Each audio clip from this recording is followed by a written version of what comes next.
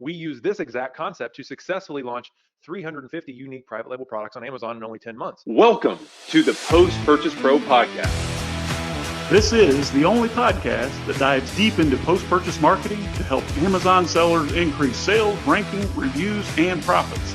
It's everything that happens after the initial sale that makes a difference. We call this the back end. This is the Post-Purchase Pro Podcast, episode 34, How to Accomplish Anything in Your Business with Tiny Steps.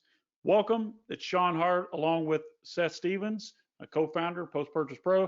Seth, today we're going to talk about how to accomplish almost any task in your business or your personal life, to be exact, by cutting it up into tiny steps that can be repeated. Seth?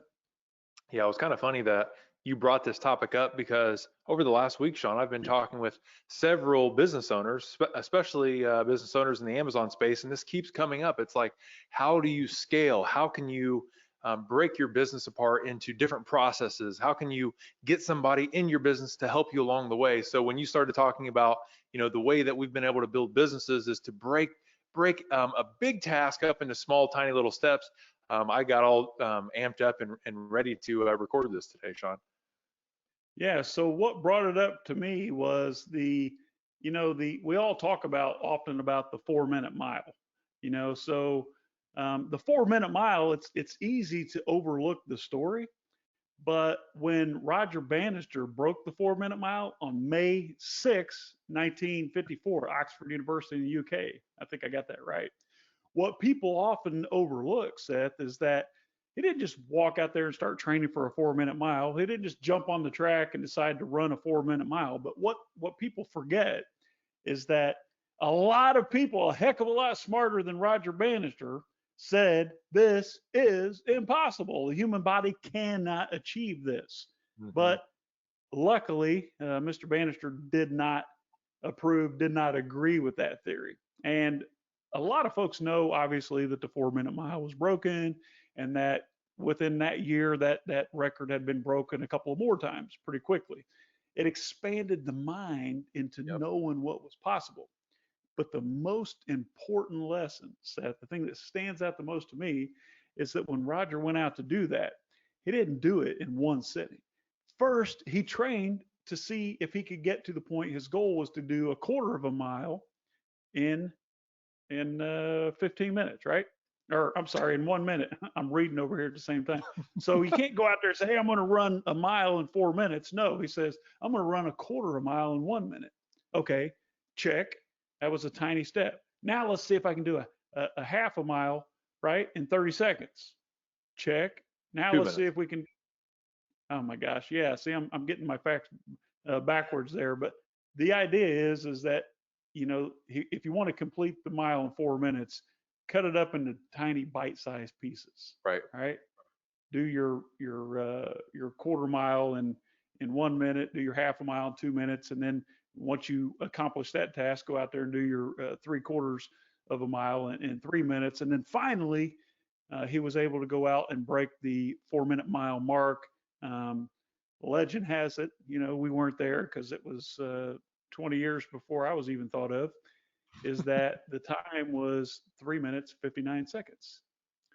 But the fact, Seth, that's so profound to me is that Roger Bannister cut that up into small bite-sized pieces. So when you think about it, one of my favorite authors ever is Og Mandino. And if you ever get a chance to read or listen to the book, it's called The Greatest Salesman in the World.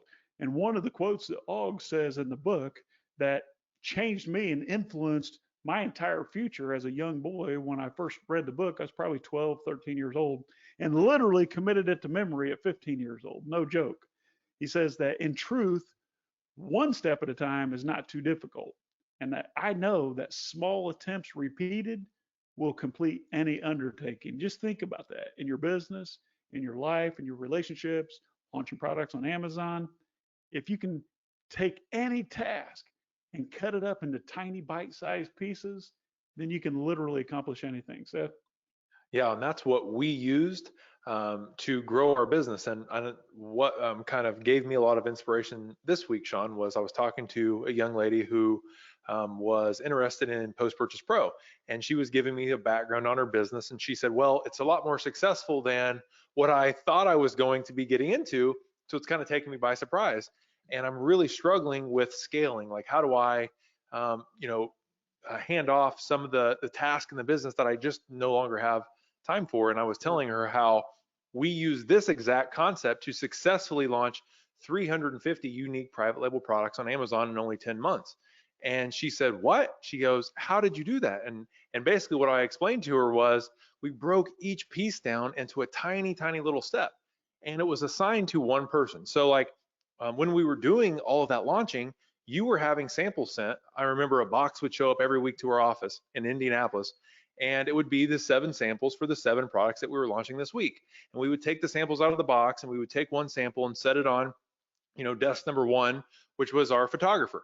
And she would shoot the images, and then she would take the product and set it on desk number 2, which was our graphic designer, and she would modify the images, and then it would go on to the research team and go on to the listing building team. But each segment of the business was broken out into somebody that was highly trained in that one area, did a very good job, and then they handed it to the next person. So each piece of the business was broken into something tiny.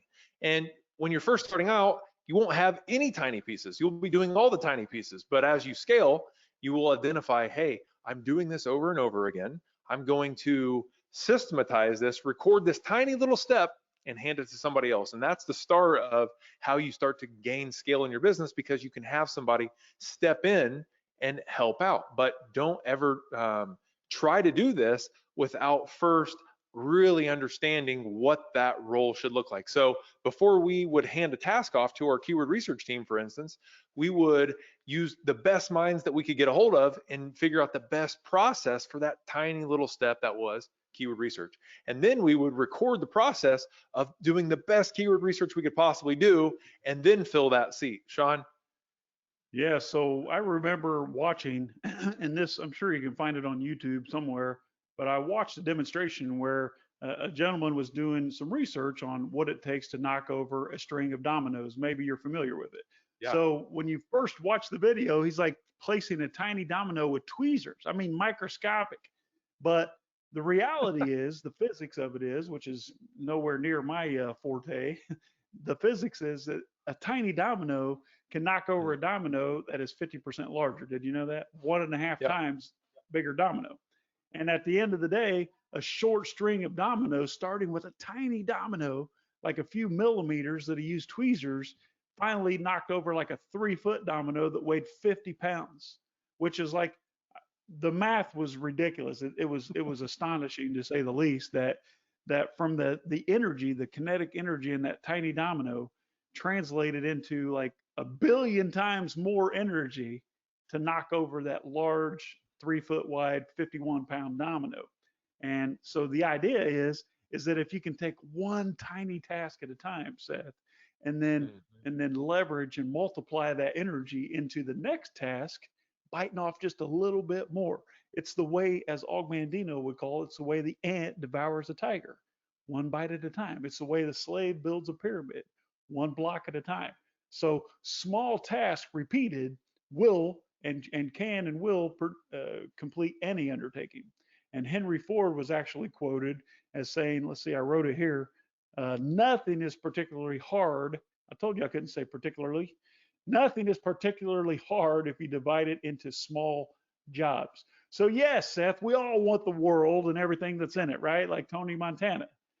But the truth is, we can only devour the world one tiny bite at a time.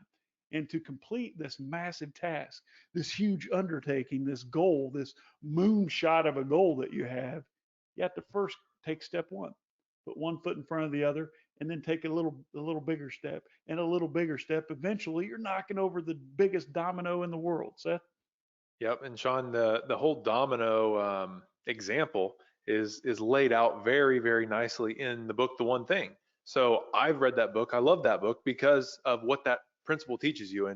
And what Gary Keller talks about in that book is, yes, you can knock over a bigger domino with by setting your dominoes up and knocking them down, right? But the biggest aha for me was, if you pick the correct lead domino, the first activity to kind of start you in the right path, you can knock down the correct domino at the end. So One of the examples that they give, Sean, is if you wanted to start working out, well, what's the first step in you starting to work out? Well, it's putting on your running shoes. So instead of waking up thinking I have to work out, it's not I have to work out. It is I have to put on my running shoes, right?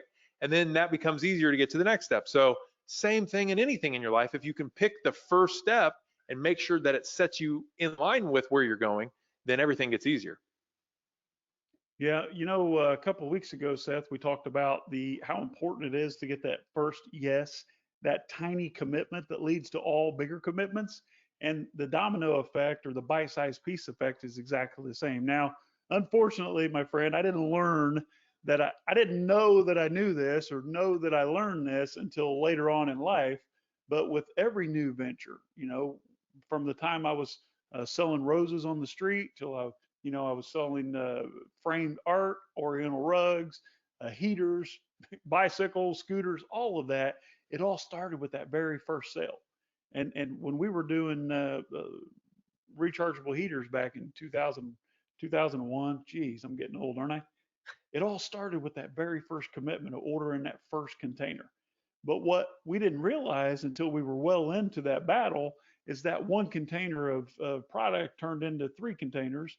That 3 containers turned into 9 containers. Those 9 containers turned into 27 containers.